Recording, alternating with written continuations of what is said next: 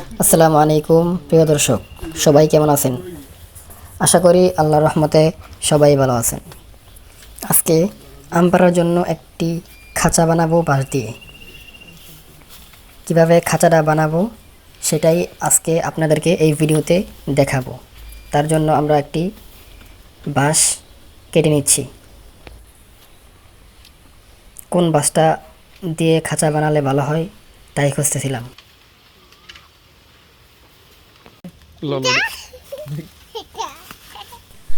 অনেক খোঁজাখুঁজির পর একটি বাঁশ পাওয়া গেল। বাঁশটা এখন কেটে নিচ্ছি।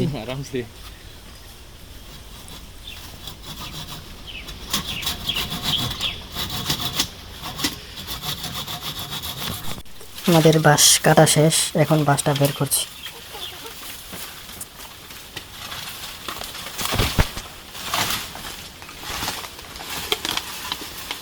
এখন বাঁশের যে কঞ্চিগুলো আছে ওই কঞ্চিগুলো ভালো করে কেটে নেব।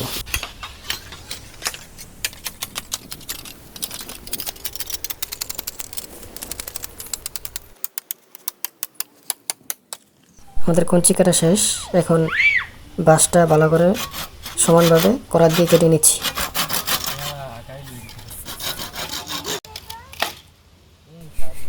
এখন খাঁচা বানানোর জন্য দা দিয়ে বাঁশটা অল্প করে ফেলে নিচ্ছি।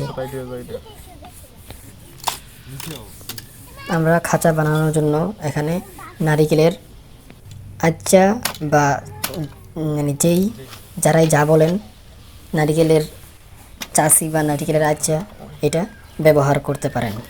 এটা দিয়ে আজকে আমরা খাঁচাটা বানাবো। এটা ভালো করে ভিতরে দিয়ে নিচ্ছি।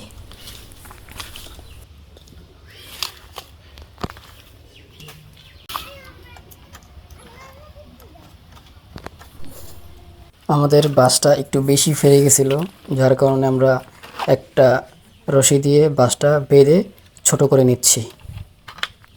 আপনারা একটু দেখে কাটবেন, তাহলে আর আমাদের মতো দড়ি দিয়ে বাঁধতে হবে না।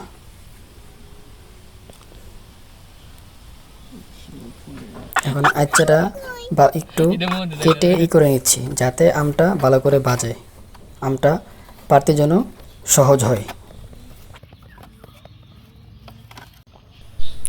আমরা এখানে উপরে একটা আচ্চা ব্যবহার করে নিচের আচ্চার বদলে একটা রিং ব্যবহার করেছি, যাতে করে একসাথে অনেকগুলো আম পাড়া যায়। রিংটা ভালো করে বেঁধে নিচ্ছি। আমাদের রিং বাঁধা কমপ্লিট। এখন আমরা একটা হেক্সো ব্লেড দিয়ে উপরের একটা ফালি কেটে নিচ্ছি, যে দিক দিয়ে আমাদের আমটা ভিতরে ঢুকবে।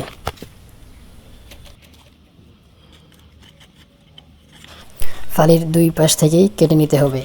কাটা কমপ্লিট হলে ভালো করে বেঁধে নিতে হবে। আমাদের বাঁধাও কমপ্লিট, আমাদের খাঁচাটাও বাঁধা এবং পুরোটাই কমপ্লিট হয়ে গেছে। আপনারা দেখতে পাচ্ছেন আমাদের কত সুন্দর আম পাড়ার জন্য খাঁচাটা হয়ে গেছে। এখন আমরা আম পেড়ে দেখাবো।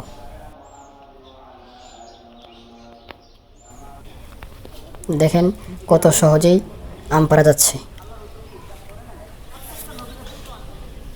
সহজেই গাছে না উঠেই নিচ থেকেই আপনারা আম পাড়তে পারবেন।